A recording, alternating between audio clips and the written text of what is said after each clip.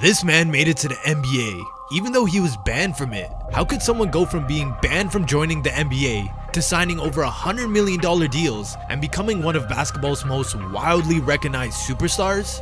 Well, this is the story of Yao Ming.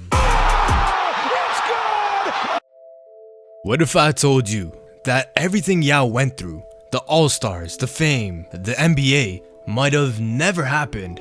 Well, we gotta go back to the beginning of Yao with his parents.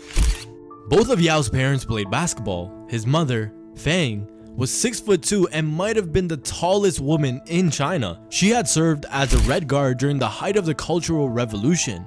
Yao's grandfather, one of Shanghai's tallest men, was discovered too late by sport officials, but his son, the 6'9" Yao Yuan, soon found himself dragged into the Chinese sports system. So in the end, they both participated in the glorious plan of their government to use her and her husband to produce a super baby to boost national pride through sports.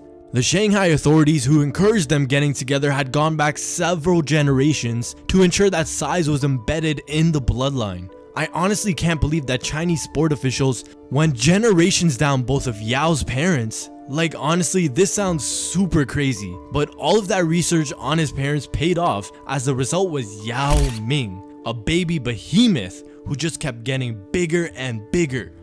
At birth, Yao weighed in at 10 pounds, which is on the high end for a baby. Everyone knew instantly that Yao was going to become a giant. Yao's father played for the Shanghai City basketball team. His mother was captain of the Chinese national women's team. But even though they both have basketball in their bloods, they weren't hoping for their son Yao Ming to become a professional basketball player. They actually wanted him to go to college, since they only played basketball because of their heights and were actually forced into it by the government. As years passed, Yao unfortunately lost 60% of his hearing in his left ear at age 7 when doctors gave him the wrong medicine for a kidney problem.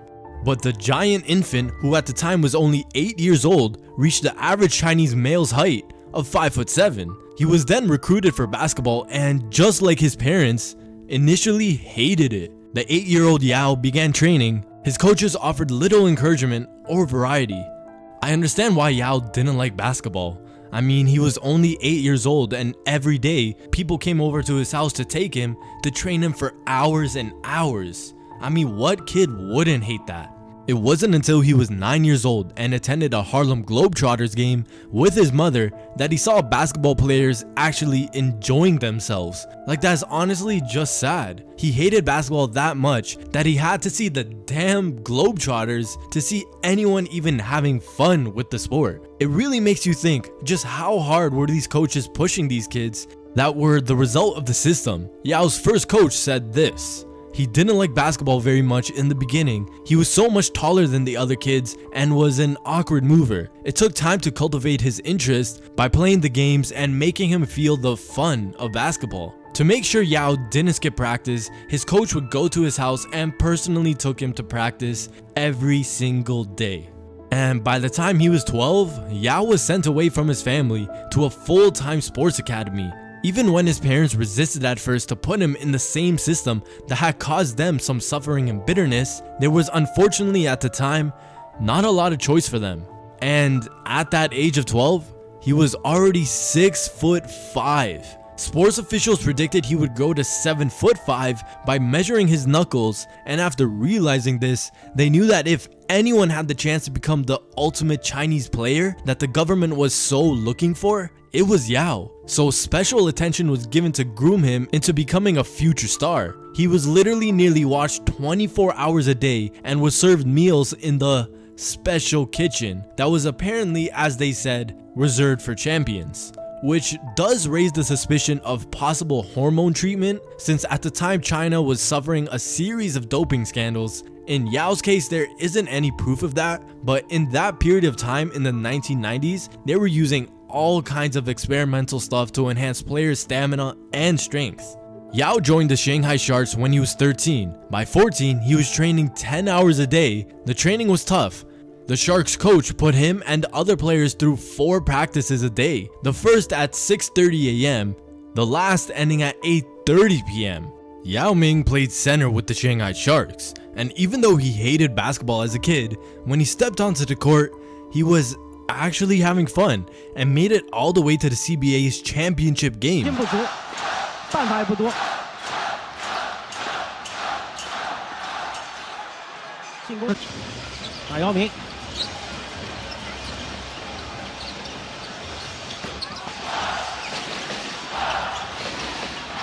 姚明，漂亮，这个球。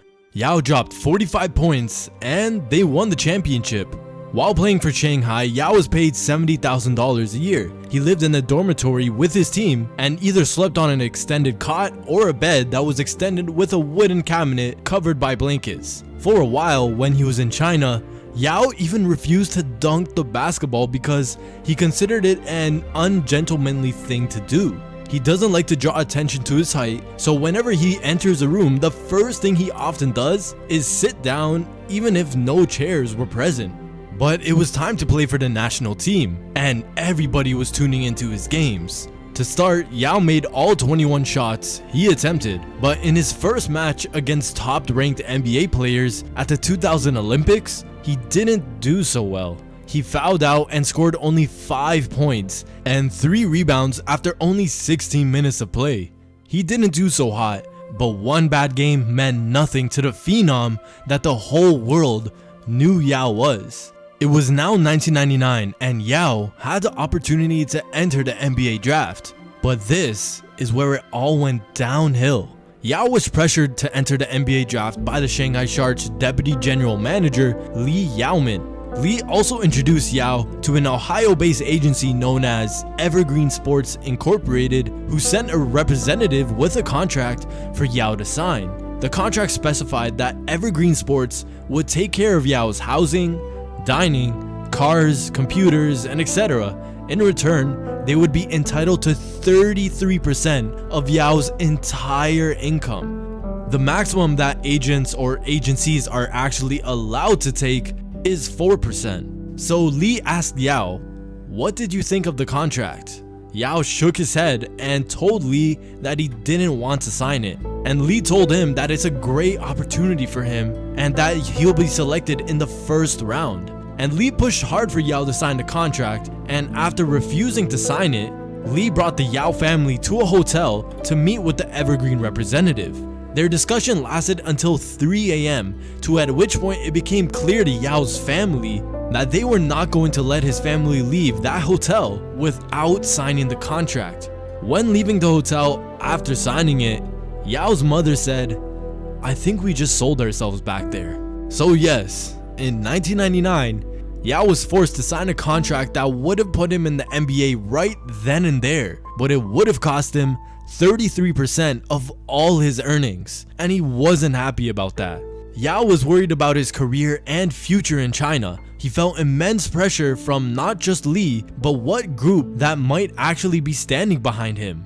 It wasn't until much later did he become aware of the fact that Lee was actually acting on his own. The Shanghai Sharks ownership had no part in what he was doing. And fortunately, the National Basketball Players Association reviewed the contract and later determined that the contract was invalid and that Yao had the right to terminate it.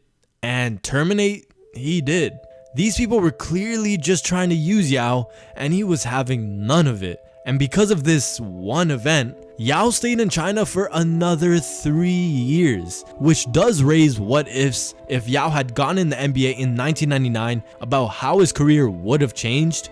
But in the end, after 3 more years with the Shanghai Sharks, he was only allowed to enter the NBA draft after he made a vow of loyalty to Beijing and promised to give a hefty chunk of his salary to the government. According to NBA rules, the team who drafted Yao could only pay his CBA team a transfer fee of $350,000. Yao's team and governments wanted a lot more than that, and I mean a lot more. The CBA, the central government, and the Shanghai government demanded 50% of Yao's NBA earnings and endorsement money for the duration of his entire career. Yes, 50%. Yao was supposed to split the remaining 50% with his team, his coaches, and his agents.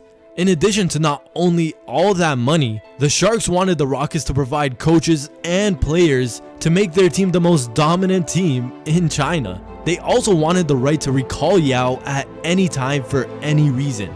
With all of these demands everyone was making, getting Yao to the NBA seemed impossible, and there was no way the NBA or even Yao himself would agree to any of these terms. And if they didn't, Yao basically would have been banned from entering the NBA. And here comes Lee, once again, came back to explain why they were demanding so much. He said, in the United States, parents spend money to train athletes. In China, the state pays for everything. We feed him, we dress him, and we house him. Then he gave the analogy of when a child grows up, he must take care of his mother. Yes, he's referring to all the people that took him away as a kid, forced him into playing basketball when at the time he didn't like it, and did it all for their personal gain as his mother. Never mind, that does sound just like a mom. So in the end, the NBA negotiated with them and finally came to reasonable terms that everyone can agree with. Yao finally received approval from the Chinese Sports Federation to enter the 2002 NBA draft, but only after confirming the Rockets would take him #1 overall, and the NBA promised that Yao would fulfill his commitments with the Chinese national team and paid the CBA 5 to 8% of his NBA salary for his entire career. And not only that, the Shanghai Sharks were promised a buyout worth between $8 million and $15 million depending on the length of his career. Yao was the NBA's top draft in 2002. He was drafted at the age of 21, only hours after receiving clearance from the Chinese Basketball Association. With the first pick in the 2002 NBA draft, the Houston Rockets select Yao Ming from Shanghai, China, and the Shanghai Sharks.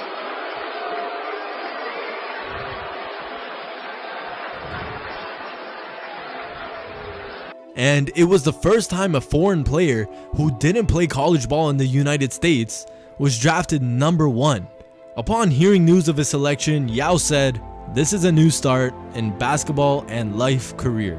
And a new start it was, as Yao became one of the most dominant and most influential players to play in the NBA ever. Hey, did you guys want to see 9 times Kevin Durant went too far? Well, click right here. Trust me, it's worth the watch.